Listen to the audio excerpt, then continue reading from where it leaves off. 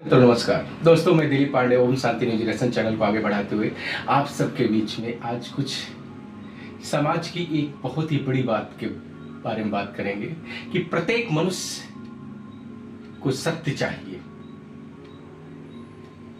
सत्य सबको चाहिए, लेकिन सत्य के पीछे क्या सत्य है ये किसी को भी पता नहीं दोस्तों, क्योंकि सत्य एक ऐसी चीज है ना, सत्यता के साथ में अगर मनुष्य रहता है ना तो कामयाबी हमेशा उसको मिलती है।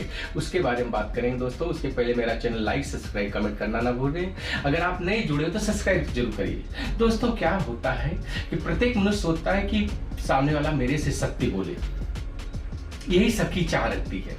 लेकिन सत्य एक ऐसा सत्य है, अगर बोल दिया जाए ना तो उसको कोई एक्सेप्ट नहीं करता है, क्योंकि सत्य अगर बोला जाए ना तो ये एक परिवार से ही अगर चालू करो आप। एक माँ अपने बच्चे से अगर पूर्ण रूप से सत्य बोले तो नहीं होता है। आप ध्यान दीजिए, बच्चा माँ से पूर्ण रूप से सत्य नहीं बोलता है, पति पत्नी सत्य रूप नहीं बोलते हैं, माँ बाप नहीं बोलते हैं, भाई बहन नहीं बोलते हैं, क्योंकि सत्य अगर बोल देते हैं ना, क्योंकि जो आप चाहते हो वही चीज वहां बोला जाता है। आप सत्य चाहो अगर वो बोल देना तो सत्य एक ऐसा सत्य होता है जिसका कोई मान नहीं होता, क्योंकि सत्य तीन होता है। एक आपको पता रहता है, एक जो कहता है उसको पता रहता है, एक सत्य वो होता है जो केवल परमात्मा को पता है, नारायण को, वही सबसे बड़ा श्रेष्ठ सत्य होता है। लेकिन वो सत्य कभी बाहर नहीं आता है, क्योंकि सत्य बोलने पे ना सारे रिश्ते नाते सब बिखर जाएंगे। इस संसार में जितना भी चल रहा है आज के समय में, एक दूसरे के प्रति स्नेह प्यार मोहब्बत, ये सब खोखला है अगर देखा जाए पूर्ण रूप से। एक दूसरे की आश्रित है सब, एक दूसरे की जरूरतें जब तक पूरी होती है ना तब तक बहुत बढ़िया है। अगर उसी जरूरतों के बीच में कभी वो सच्चाई और सत्यता के साथ में अगर बोल देता है ना सच्चाई, तो आदमी अनभिज्ञता में और अपने ही जानकारी में सामने वाले को बुरा भला बोलने लगता है, क्योंकि सत्य बहुत कड़वा होता है।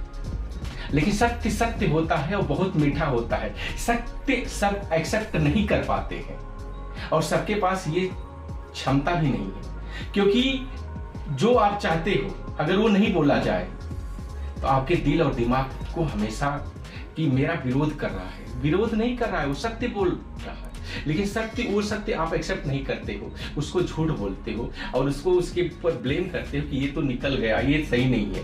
कोई भी इस संसार में अगर सत्य के पीछे पड़ता है और सत्य को जानना चाहता है तो परम पिता परमेश्वर नारायण ही सत्य है और सत्य ही सत्य है। क्योंकि यहाँ पे आप हम सब इस भौगोलिक स्थिति में पड़े हुए हैं ना, केवल जरूरतों के हिसाब से। हम सब एक दूसरे को खाली खुश रखने के लिए उसके मन मुताबिक बातें करते हैं। कभी अगर उसके मन मुताबिक ना कह के सच्चाई अगर बोल दो ना तो सामने वाले को तुरंत बुरा लग जाता है, उसमें आपका कोई दोष नहीं है। लेकिन वो सच्चाई वो स्वीकार नहीं कर पाता, लेकिन अगर वो सच्चाई स्वीकार कर लेना तो उसका कभी गलत हो ही ना। क्योंकि आप देखो रामायण में स्पष्ट लिखा हुआ है, स्पष्ट शब्दों में, कि जब कुंभकर्ण को रावण बताता है कि ऐसा ऐसा मैंने मां सीता का हरण, मैं मां बोलता हूं लेकिन वो नहीं बोलता, सीता का हरण किया है और आपको युद्ध करने के लिए जगाया गया है, आप चलिए युद्ध करिए। उसी समय कुंभकर्ण बोलता है सत्य कि भाई आप बहुत गलत किए हो, आप उनको वापस कर दो। लेकिन बोलता मैं तुझे जगाया हूं युद्ध के लिए और मुझे बता रहा है कि वापस कर दो।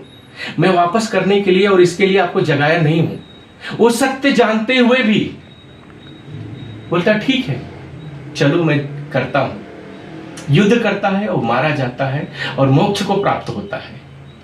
वही सत्य विभीषण बोलता है कि ये सब जो कर रहे हो अनादर है, दुराचार है। इस सत्य को सत्य के हिसाब से देखा जाए तो कुछ भी नहीं सही है। वहां पे भी विभीषण का तिरस्कार होता है और विभीषण को तिरस्कार के बाद रावण खुद युद्ध करता है, आगे बढ़ता है और मारा जाता है। उसके पहले मेघनाद से भी यही बात होती, संवाद होता है। महामंदोदरी से, जो कि सत्य कन्याएं जो होती है ना, उसमें भी इनका नाम है। उसमें बताया जाता है कि खुद मंदोदरी बोलती है कि ये जो हो रहा है सही नहीं है। मेघनाद को खुद पता है। मेघनाद बोलता है, मां मैं पिता के वचनों से ग्रसित हूं, मुझे सच्चाई सब पता है, यहां विजय नहीं है, लेकिन पिता के प्रश्नों के ऊपर कोई भी प्रश्न नहीं उन्होंने बोला है।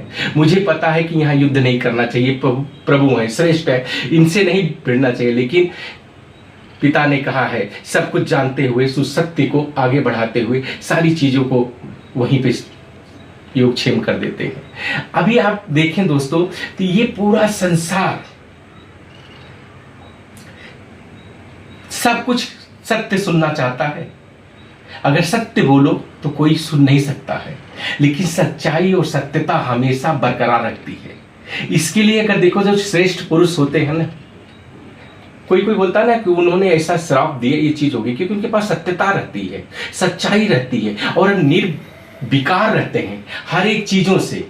इस सांसारिक मोह माया से ग्रसित नहीं रहते हैं। यहाँ पे सारी चीजें देखो, कोई मंच पे जब बैठ के बोलता है ना, सब मोह माया है।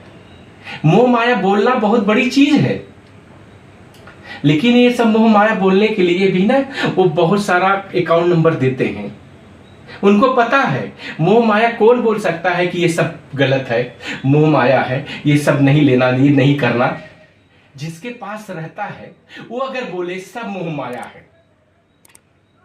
जो 100 करोड़ का इनकम करके बैठा हुआ है, वो अगर बोलता है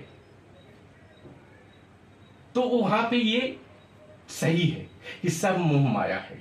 जैसे हमारे बहुत सारे जो धन कुबेर वाले हैं, धनिष्ठ लोग हैं, मनी मैनेजर, उनके पास देखा जाए अक्षम पैसे हैं।